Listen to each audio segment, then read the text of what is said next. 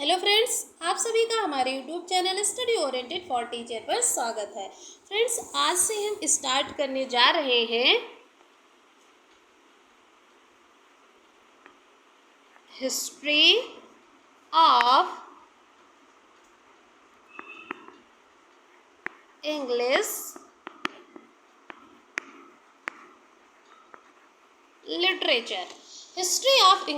Literature. History of English literature अपने आप में एक बहुत बड़ा टॉपिक है। This is a very wide topic. लेकिन फ्रेंड्स, इस वाइड टॉपिक से हमने जो हमारे सिलेबस का मटेरियल है वो इम्पोर्टेंट क्वेश्चन जो अक्सर एग्ज़ाम में पूछे जाते हैं, अक्सर हमारे टीजीटी पीजीटी एग्ज़ाम में पूछे जाते हैं, उनको हमने यहाँ लिया है और हम पॉइंट वाइज स्टडी करते जाएंगे। इससे पहले वाले लेक्चर में हमने पढ़ा था, आपको ब्रीफली एक आउटलाइन वहाँ हमने दी थी, उसी आउटलाइन को हम यहाँ डिटेल में स्टडी करेंगे। और फ्रेंड्स, अब तक आपने जो हिस्ट्री ऑफ इंग्लिश लिटरेचर पढ़ी होगी वो एक्चुअल में हमें समझ में नहीं आती, बड़ा बोरिंग टॉपिक लगता है हिस्ट्री ऑफ इंग्लिश लिटरेचर पढ़ना। लेकिन आज के बाद आपकी ये धारणा बदलने वाली है। आपको अब तक जो हिस्ट्री में प्रॉब्लम्स आ रही हैं, जो हिस्ट्री समझ में नहीं आ रही है, आप लेक्चर को देखते रहिए, आप मेरे साथ बने रहिए, आप पाएंगे कि आपको हिस्ट्री ऑफ इंग्लिश लिटरेचर में कमांड हो गई है। तो फ्रेंड्स, आपको यहाँ एक बात और मैं बता दूँ, अगर बात हिस्ट्री ऑफ इंग्लिश लिटरेचर की है तो वो हमने यहाँ बड़े ही इंटरेस्टिंग वे में बताने की कोशिश की है और पॉइंट वाइज बताने की कोशिश की है। तो चलिए स्टार्ट करते हैं हम हिस्ट्री ऑफ इंग्लिश लिटरेचर को। चैनल पे अगर आप नए हैं तो चैनल को सब्सक्राइब करें, लाइक एंड शेयर करें। हिस्ट्री ऑफ इंग्लिश लिटरेचर का जो सबसे पहला एज है 450 to 1066, ये जो ड्यूरेशन है इसको ओल्ड एज के नाम से जाना जाता है। Old age, you can say Anglo Saxon period.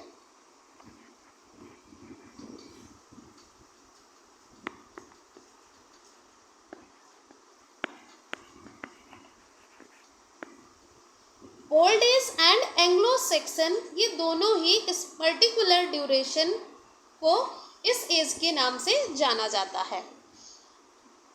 Anglo Saxon period क्यों कहा गया, तो ये जान लेते हैं। सैक्सन जो थे, ये जो ओल्ड सैक्सोनी थी, एक प्लेस का नाम था ओल्ड सैक्सोनी।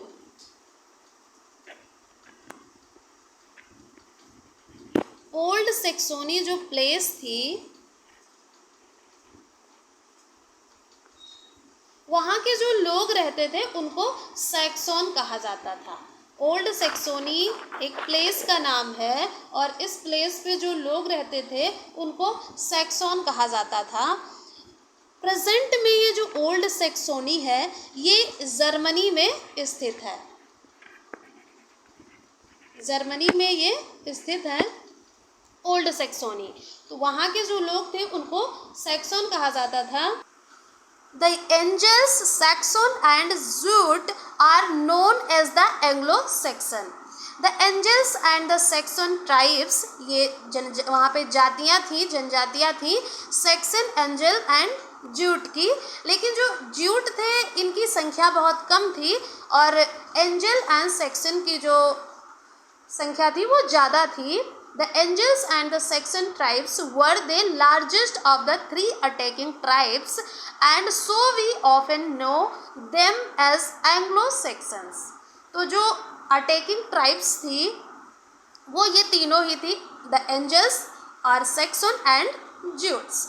लेकिन ज्यूट्स जो थे इनकी संख्या कम थी, सैक्सन और एंजल्स की ज़्यादा थी। इस वजह से ये एंजल्स मतलब होता है एंग्लो, एंग्लो मीन्स इंग्लिश या अंग्रेज़ों को बोला गया है, इंग्लिश इंग्लैंड के लोगों को।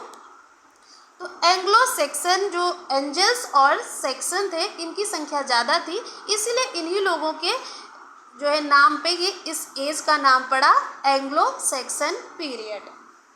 उस टाइम के जो प्रोमिनेंट ऑथर थे उनका नाम था वेद। दो प्रोमिनेंट ऑथर थे, पहले थे वेद और इन्होंने लिखा, यानी इन्होंने एक लिटरेरी आउटपुट दिया जो था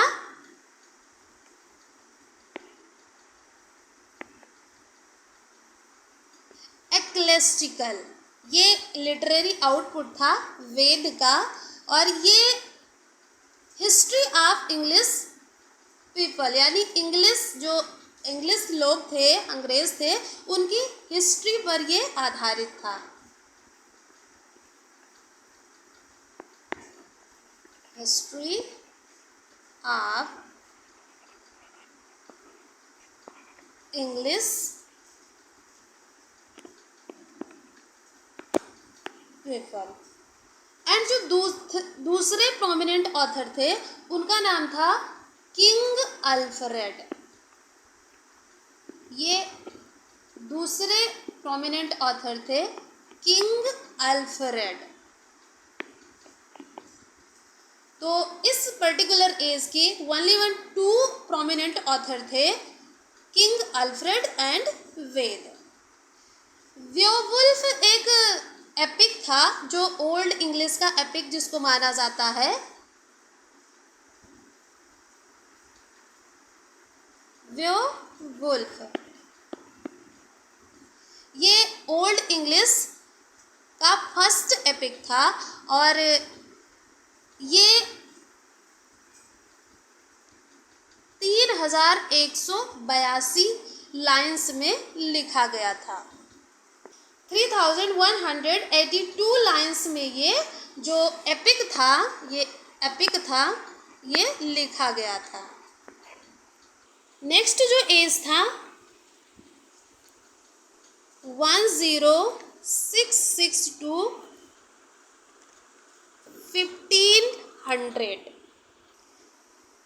1500 तक की जो ड्यूरेशन थी इसको मिडिल इंग्लिश कहा गया।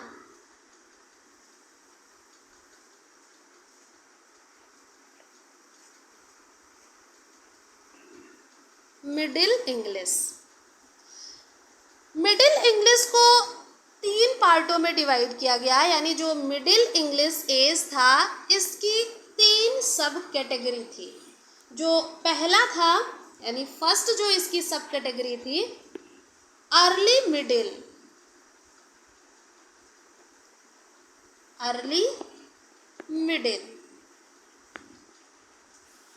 You can say Anglo Norman period, जिसको एंग्लो नॉर्मन पीरियड भी कहा जाता है।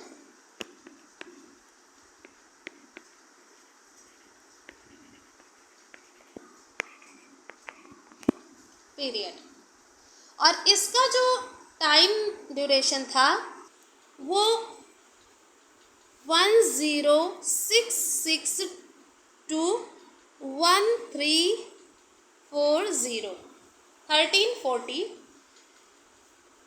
1066 टू 1340 का जो ड्यूरेशन था वो अर्ली मिडिल एज के नाम से जाना गया, या जिसको हम एंग्लो नॉर्मन पीरियड भी कहते हैं। तो नॉर्मन कौन थे, एंग्लो नॉर्मन क्यों इसका नाम पड़ा, इसके बारे में जान लेते हैं। 1066 में एक इवेंट हुई, इम्पॉर्टेंट इवेंट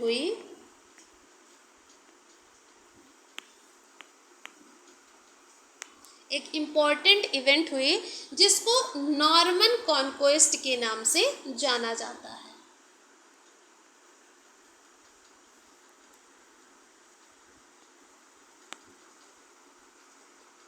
नॉर्मन कॉन्क्वेस्ट, और हिस्ट्री में इसको द कॉन्क्वेस्ट भी कहा जाता है। द कॉन्क्वेस्ट, ये जो नॉर्मन्स थे, नॉर्मंडी में एक जगह थी, यानी जो नॉर्मंडी एक जगह थी,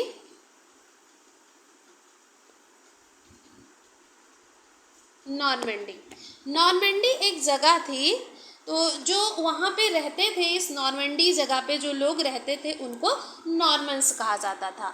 और ये जो नॉर्मंडी जगह है ये प्रेजेंट में फ्रांस में स्थित है, फ्रांस में स्थित है। उस टाइम का एक प्रोमिनेंट कैरेक्टर था William.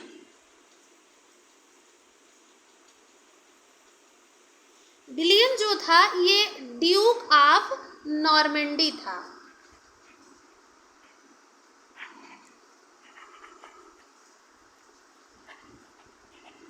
Duke of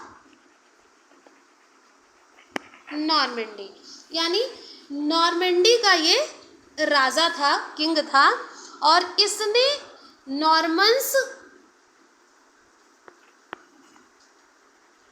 Normans and ब्रिटोन्स, जो ब्रिटोन्स थे, इनको साथ में लिया। यानी जो विलियम था इसने नॉर्मन्स और ब्रिटोन्स के नेतृत्व में एक युद्ध को लड़ा,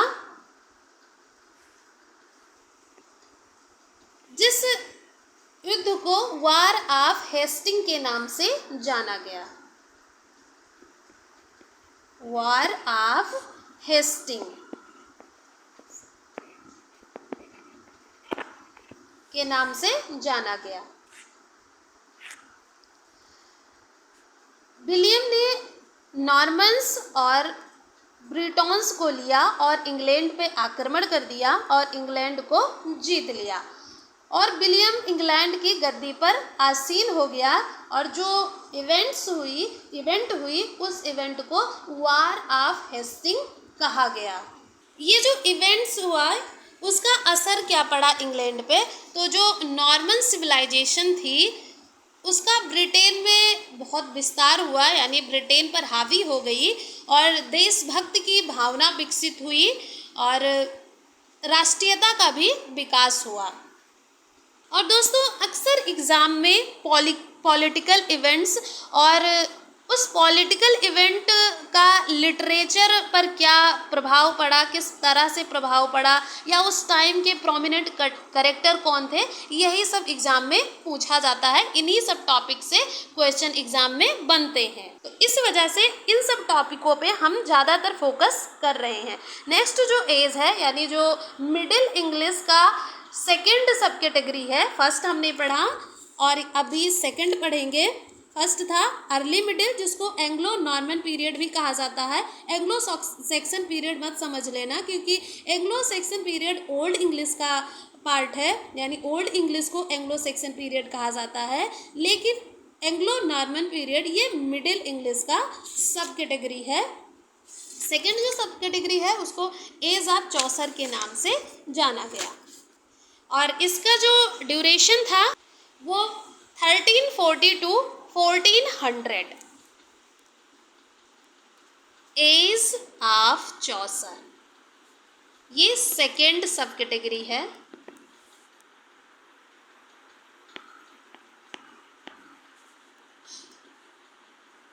thirteen 40 to 1400।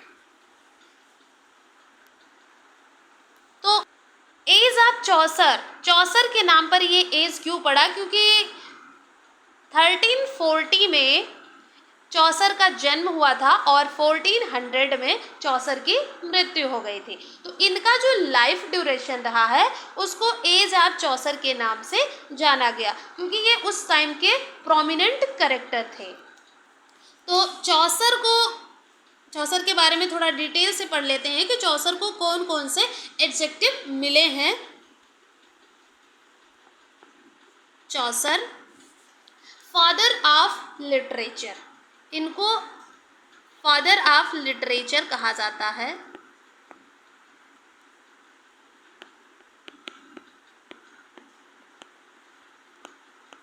Father of literature, इसके साथ साथ फादर ऑफ इंग्लिश पोएट्री भी इनको कहा जाता है।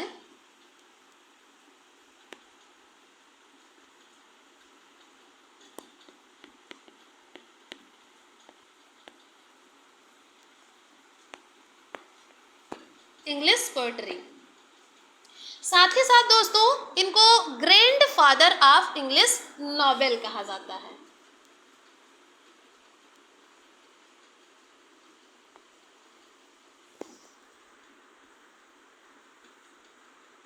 Grand father of English novel, English novels. Father of Renaissance,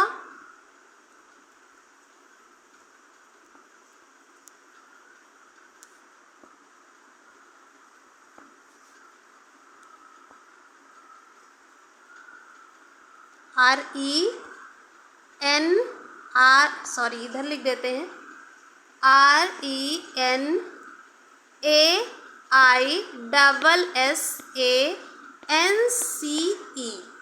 Renaissance. Sorry, इस तरह के बोर्ड पे लिखने की आदत नहीं है, तो राइटिंग थोड़ा इधर उधर भी हो जाए तो आप लोग समझ जाइएगा।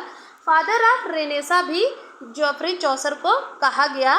एंड इसके साथ साथ इनको और भी एडजेक्टिव मिले, जैसे कि morning star of Renaissance.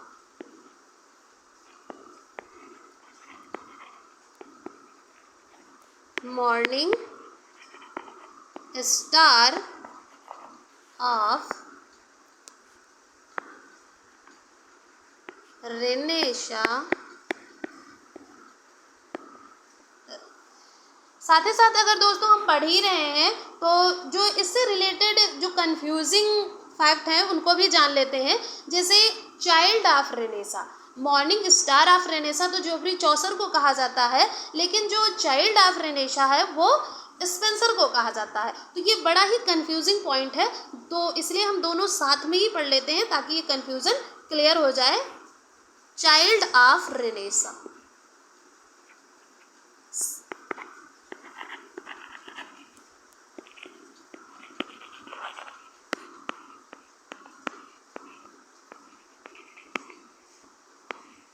Child of Renaissance, ये स्पेंसर को कहा जाता है।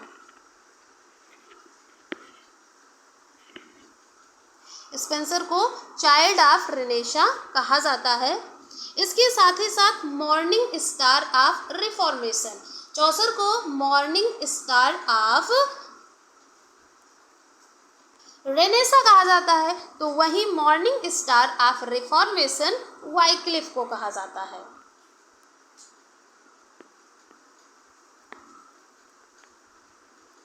मॉर्निंग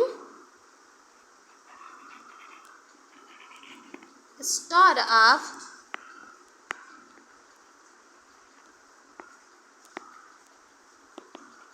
रिफॉर्मेशन, ये कहा जाता है वाइक्लिफ को। जो वाइक्लिफ थे इन्होंने रिफॉर्मेशन का आंदोलन चलाया था, तो इनको मॉर्निंग स्टार ऑफ रिफॉर्मेशन कहा जाता है। तो दोस्तों हमने इन सारे एडजेक्टिव को जाना कि चौसर को कौन कौन से एडजेक्टिव मिले। आगे पढ़ते हैं हम। चौसर यूज्ड हीरोइक कपलेट, जो चौसर की एक बुक थी the legend of good women, the legend of good women, ये एक बुक थी, इम्पॉर्टेंट बुक थी।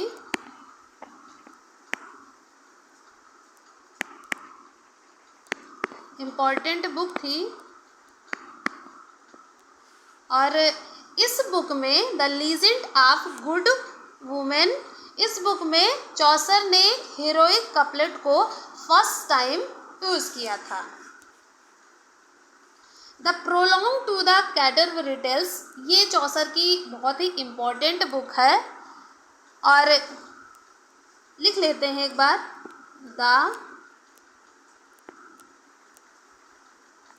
Prologue to the Canterbury tales, जिसमें 29 कैरेक्टर्स थे और 24 इसमें चैप्टर्स थे है।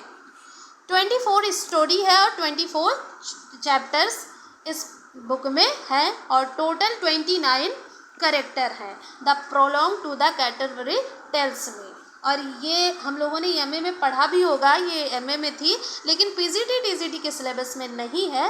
और नेक्स्ट हम पढ़ते हैं, इसके अलावा 2 अदर प्रोमिनेंट कैरेक्टर भी थे इस पर्टिकुलर एज में, लैंगलैंड एंड वाइक्लिफ।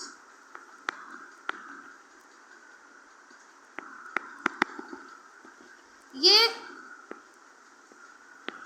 चौसर के अलावा 2 अदर प्रोमिनेंट कैरेक्टर थे। नेक्स्ट सब कैटेगरी पे हम जाते हैं, थर्ड जो है जिसको लेट मिडिल या 15th सेंचुरी के नाम से जाना गया। इसकी जो थर्ड सब कैटेगरी है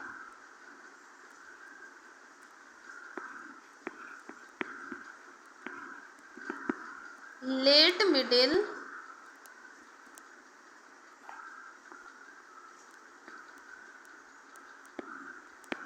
एंड 15th सेंचुरी, जिसको 15th सेंचुरी के नाम से भी जाना जाता है। और इसका जो ड्यूरेशन रहा है ये 1400 टू 1500 तक रहा है। और इस पर्टिकुलर एज में कोई प्रोमिनेंट कैरेक्टर नहीं था और ना ही कोई इम्पोर्टेंट रचना हुई, तो इसको बैरन ऑफ यानी barren age of English literature कहा गया।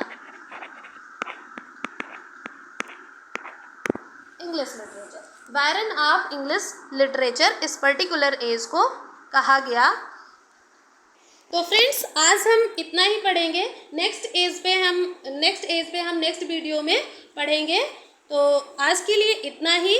अगर हम छोटे छोटे सेगमेंट में चीज़ों को पढ़ेंगे तो वो अच्छे से क्लियर भी होगी और लर्न भी होगी।